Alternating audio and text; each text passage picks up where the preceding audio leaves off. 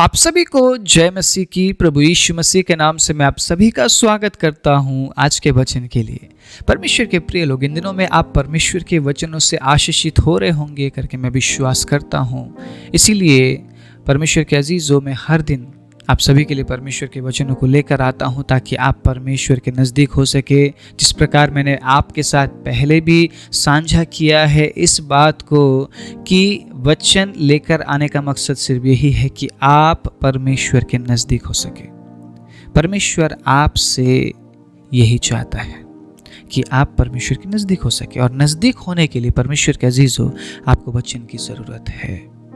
क्यों हर दिन वचन पर ध्यान देने की ज़रूरत है? क्योंकि वचन के जरिए ही आप प्रभु के नज़दीक जा सकते हैं। इसलिए कोई भी सरमन पावरफुल नहीं है। बहुत से लोग इस तरीके से लिखते हैं ना, पावरफुल सरमन या पावरफुल इंसान या सरमन पावरफुल नहीं है। आज मैं इस बारे में बात करना चाहता हूँ। पावरफुल है, सामर्थी है तो परमेश्वर का वचन। इसीलिए मैं हमेशा जोर देता हूँ, चाहे 200 लोग 300 लोग मेरे प्रचार को सुनते होंगे, मैं इस बात में जोर देता हूं कि आप लोग वचन पर ध्यान दीजिए। क्योंकि सामर्थ ना ही इंसान से है ना ही सरमन से है, सामर्थ है तो सिर्फ और सिर्फ परमेश्वर के वचन से।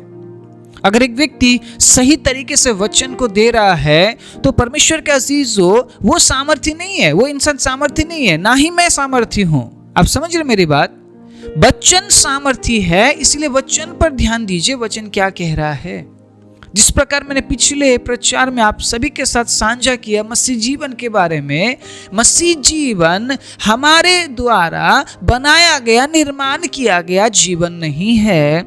यीशु मसीह के जरिए परमेश्वर के अजीजों हमने मसीह जीवन को प्राप्त किया है। इसीलिए जो शिक्षा यीशु ने दी है उस शिक्षा में अमल करना जरूरी है, उस शिक्षा के अनुसार चलना जरूरी है। जिस प्रकार परमेश्वर ने यहोशू से कहा, यहोशू मेरा दास मूसा अब नहीं रहा, अब तुझे मेरे लोगों की अगुवाई करनी है। परमेश्वर के अजीजों, क्वालिफिकेशन क्या मांगा परमेश्वर ने उसे? क्या शर्तें रखी प्रभु ने उस व्यक्ति के सामने कि अगर तो इस व्यवस्था में लिखे हुए बातों के अनुसार करने की चौकसी करे, मतलब हमेशा अगर तू तत्पर रहता है प्रभु के वचन में क्या लिखा है उन कामों को करने के लिए, तो जहां कहीं तू जाए तू प्रभावशाली होगा, तू सफल होगा। मैं तेरे संग रहूंगा, हिया बांध और तेरा मन कच्चा ना हो। Praise the Lord. आप परिस्थिति समस्या से डरेंगे नहीं अगर आपके अंदर प्रभु का वचन है। परमेश्वर के अजीजों, मैं ये नहीं बोल रहा हूं कि आप किसी इंसान से मत सीखिए, आप सीखिए, लेकिन सामर्थ इंसान से नहीं है, सामर्थ परमेश्वर के वचन से है। आपके जीवन में कोई इंसान काम नहीं करता है, आपके जीवन में परमेश्वर काम करता है। मैं अलग अलग तरीके से प्रभु के वचन को आपके बीच में बांट रहा हूं। मैं अलग अलग सरमन्स को आपके बीच में लेकर आता हूं। कई बार आधे घंटे का मैं सरमन आपके बीच में लेकर आता हूं, कई बार 10, कई बार 15, कई बार 20 मिनट का। परमेश्वर के अजीजों, मैं कभी भी नहीं चाहूंगा आप ये कहे, देखो जी उस पासवान के सरमन में बहुत पावर है। परमेश्वर के अजीजों, वचन में सामर्थ है। Praise the Lord. वचन में सामर्थ है, ना ही मुझ में सामर्थ है, ना ही मेरे द्वारा लाए हुए सरमन में सामर्थ है, वचन में सामर्थ है। और ये बात आपको आखिरी दिन तक सुनने को मिलेगा जब तक मैं प्रचार करूंगा। Praise the Lord. जब तक मैं प्रचार करूंगा, क्योंकि किसी के प्रचार करने से सामर्थ नहीं निकलती है, सामर्थ पहले से ही इस वचन में है। आमीन, हालेलुया। हजारों साल पहले से ही ये वचन सामर्थी है, ये वचन सामर्थी था, और ये वचन सामर्थी हमेशा हमेशा के लिए रहने वाला है। इसके बारे में जब हम बात करते हैं ना, तो हम सामर्थ को देख पाते हैं। जब आप खुद के बारे में बात करेंगे, कोई सामर्थ नहीं दिखेगी आपको, क्योंकि सामर्थ वचन में है। जिस प्रकार यूहन्ना 1:1 में लिखा है, आदि में वचन था, वचन परमेश्वर के साथ था और वचन परमेश्वर था। आमीन। तो अगर आप ये बात मानते हैं कि वचन ही परमेश्वर है, अगर आप ये मानते हैं कि वचन परमेश्वर के साथ था, तो आपको वचन पर ध्यान देने की जरूरत है। और यही आज मैं बताना चाहता हूँ, वचन पर ध्यान देना बहुत जरूरी है परमेश्वर के अजीजों। वचन सामर्थी है, सरमन सामर्थी नहीं है। वचन सामर्थी है, व्यक्ति सामर्थी नहीं है। हम आज और कल नहीं, लेकिन वचन युगान युग से था और युगान युग तक ये रहेगा। आमीन। ये वचन कभी टलेगा नहीं। जमीन आसमान टल जाएंगे, लेकिन जो कुछ परमेश्वर के मुख से निकला है वो कभी नहीं टलेगा। Praise the Lord, hallelujah. इसीलिए मैं हमेशा हर प्रचार में आपको याद दिलाता हूं, आपको वचन पर ध्यान देने की जरूरत है। वचन के अनुसार परमेश्वर के नजदीक होने की जरूरत है। मैं पढ़ाना चाहता हूं इब्रानी 4 उसके 12 में क्या लिखा है, सुनिएगा, उसके बाद मैं बात करूंगा। क्योंकि परमेश्वर का वचन जीवित, ठीक है, परमेश्वर का वचन क्या है? जीवित। क्यों मैं सामर्थ की बात कर रहा हूं? क्योंकि परमेश्वर का वचन क्या है? जीवित। दूसरा क्या है? प्रबल, ठीक है, प्रबल होने वाला, कार्य करने वाला है परमेश्वर का वचन। और हर एक दो धारी तलवार से चोखा है। इसका मतलब परमेश्वर का वचन वार भी करता है और प्राण और आत्मा को और गांठ गांठ और गूदे गूदे को अलग करके आर पार छेदता है और मन की भावनाओं और विचारों को जांचता है। इसीलिए मैं बात कर रहा हूं, सरमन सामर्थी नहीं, इंसान सामर्थ्य नहीं, वचन सामर्थ्य, क्योंकि वचन आपके अंदर जाकर काम करता है। Praise the Lord. वचन सिर्फ आपको बाहर से बदलने का काम नहीं करता है। मोटिवेशन शायद आपको कुछ समय के लिए बाहर से बदल दे, शायद आप बाहर से तो बहुत ज्यादा मोटिवेट दिखेंगे, ऐसा लगेगा ये व्यक्ति अभी स्वर्ग में जाएगा, ये व्यक्ति अभी सब कुछ प्राप्त कर लेगा, ये व्यक्ति तो यीशु जैसा बन गया है, लेकिन उसके अंदर का जो स्थिति है वो आपको और मुझे नहीं पता चलेगा। मैंने ऐसे बहुत से लोगों को देखा है, बाहर से उछलते हैं, नाचते हैं, कूदते हैं, लेकिन अंदर का जो हालात, जो स्थिति है ना, परमेश्वर के अजीजों, जब आप जानेंगे आप हैरान हो जाएंगे कि ऐसे ऐसे लोग भी इस वचन को लेकर चल रहे हैं, वो इस वचन के बारे में प्रचार करते हैं। आप समझ रहे मेरी बात? परमेश्वर के वचन को जब आप कार्य करने के लिए मौका देंगे ना, तो परमेश्वर का वचन आपको अंदर से बदलेगा, अंदर से बदलेगा परमेश्वर के अजीजों। और जब प्रभु का वचन आपके जीवन में काम करता है ना, मैं आज क्या बताने की कोशिश कर रहा हूं, जरा समझने की कोशिश कीजिए।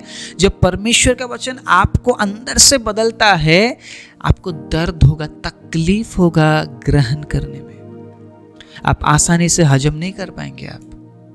आप समझ रहे हैं?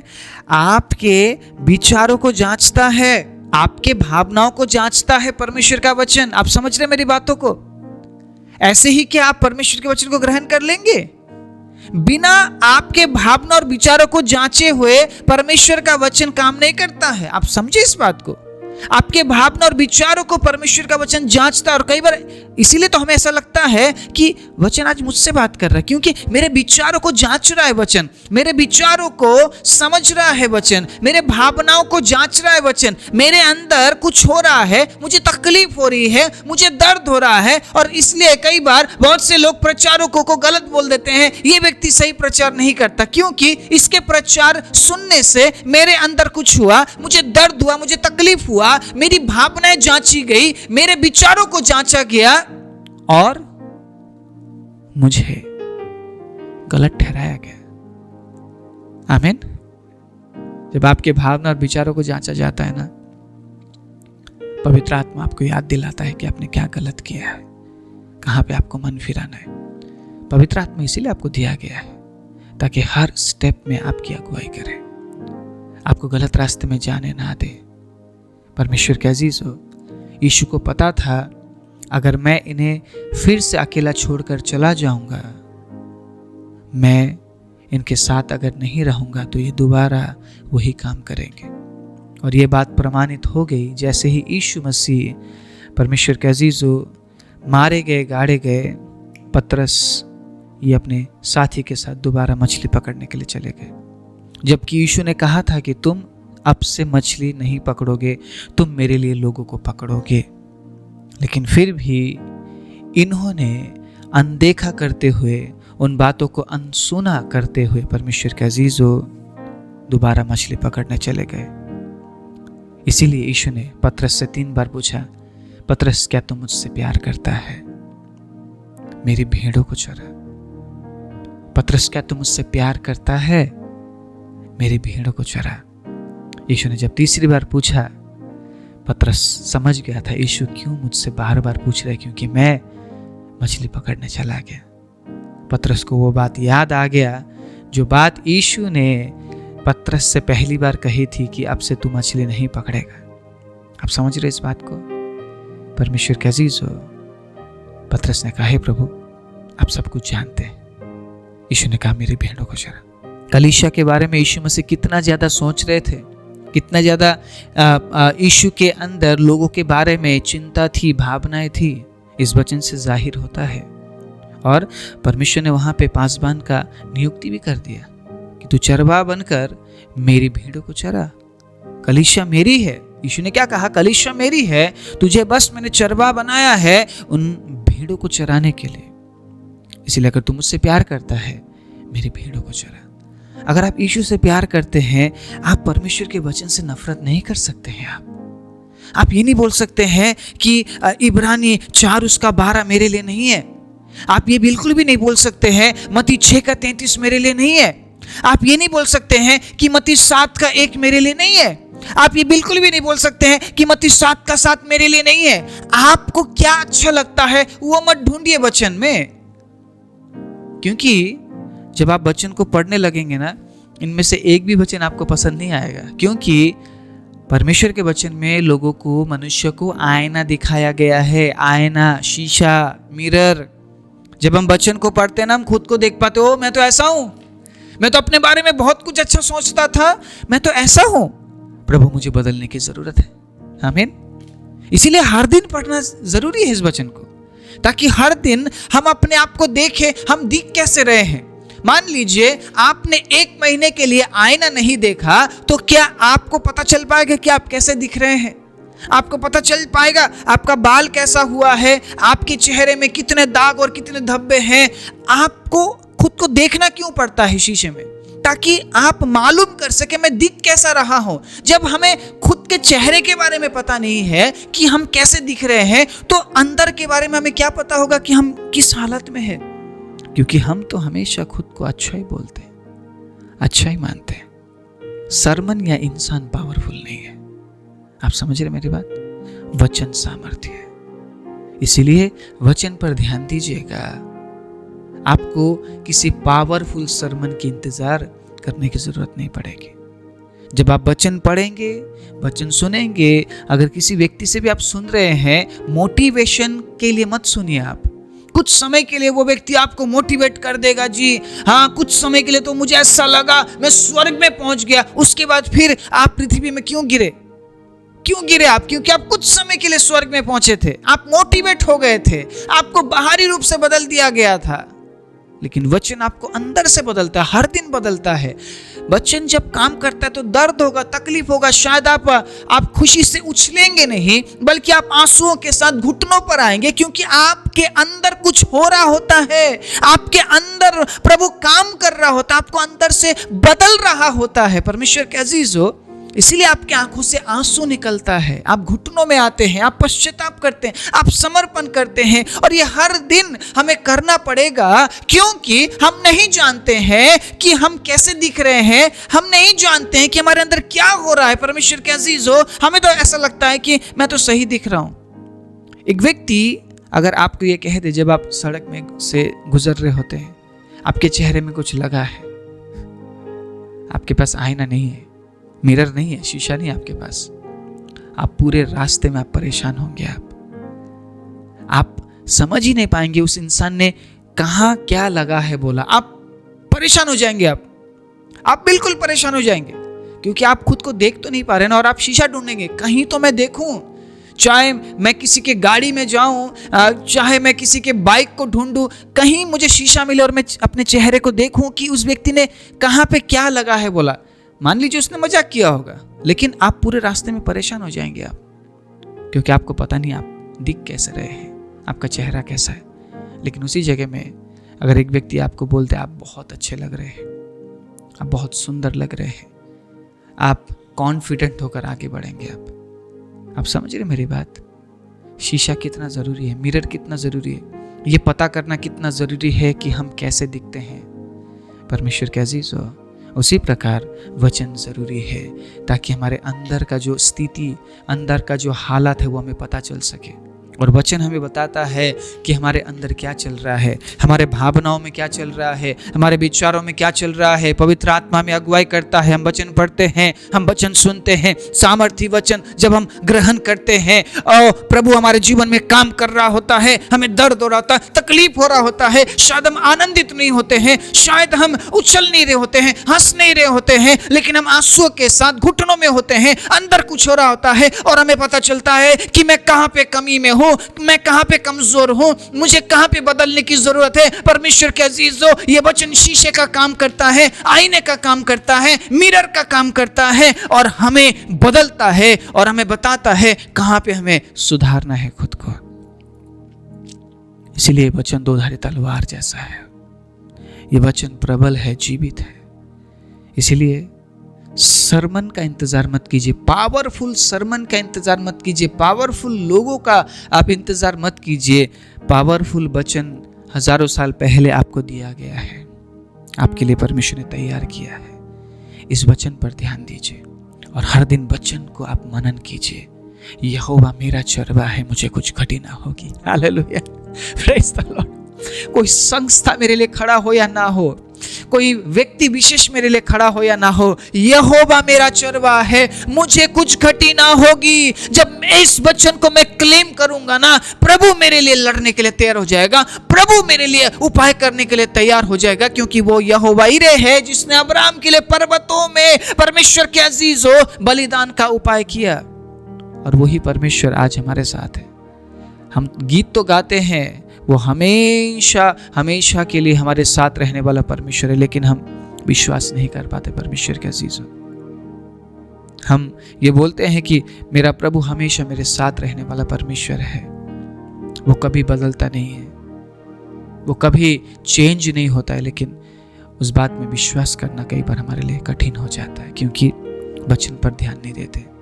हम सिर्फ कुछ समय के लिए खुद को उत्साहित करना चाहते हैं, कुछ समय के लिए खुद को बस ये कहकर दिलासा देना चाहते हैं, तूने पावरफुल सरमन को अटेंड किया ना, तेरा सब कुछ बदल जाएगा। अरे सरमन नहीं बदलेगा, आपको वचन बदलेगा, और वचन आपको दिया गया, ये वचन आपके पास हर दिन है, पावरफुल वचन आपके पास हर दिन है। सरमन तो शायद एक दिन के लिए होगा, 1 घंटे के लिए होगा, 2 घंटे के लिए होगा, लेकिन वचन तो आपके साथ हमेशा है ना।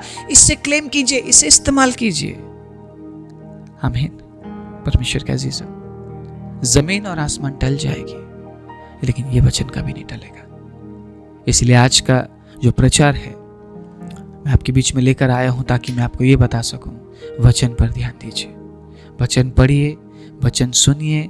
इंसान सामर्थ्य नहीं है, सरमन सामर्थ्य नहीं है, प्रचार सामर्थ्य नहीं है, वचन सामर्थ्य है। क्योंकि प्रचार में वचन के बारे में बात किया जाता है, और जिस प्रचार में वचन के बारे में बात ना किया जाए, इधर उधर की बात किया जाए, परमेश्वर के अजीजों, उस प्रचार से दूर रहिए, उस सरमन से दूर रहिए, ताकि आपका ध्यान परमेश्वर के वचन से हटाकर किसी और तरफ ना लेके जाया जाए।